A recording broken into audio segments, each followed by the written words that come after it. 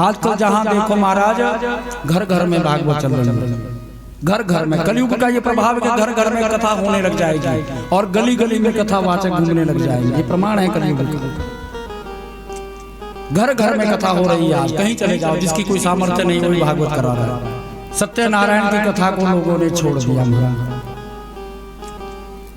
सत्यनारायण की जो कथा है उसका हम आप सब लोगों ने त्याग कर दिया, जबकि सत्यनारायण की कथा इतने कहते हैं कि गरीबों के अमीरों के बादाम और गरीबों की क्या मूंगफली।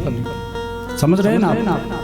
पहले के पुराने बुजुर्ग जो होते थे, अगर गाय घर में गाय टीका नहीं ले रही अथवा गाय सो नहीं रही तो मत्था टेकते थे सत्यनारायण भगवान। याद पुराने बुजुर्गों को आज भी सुनिएगा।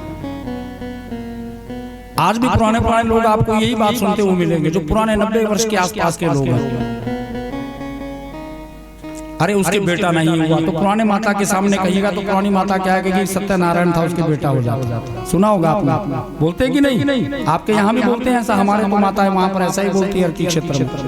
तो पुराने लोग क्या कहते हैं? सत्यनारायण था उसके बेटा हो जाता। 2 बेटियां हो गई, सत्यनारायण था उसके और बेटा पैदा हो जाता तो अच्छा। तो सत्यनारायण जी एक ऐसे देवता है, हमारा नाम ही सत्य।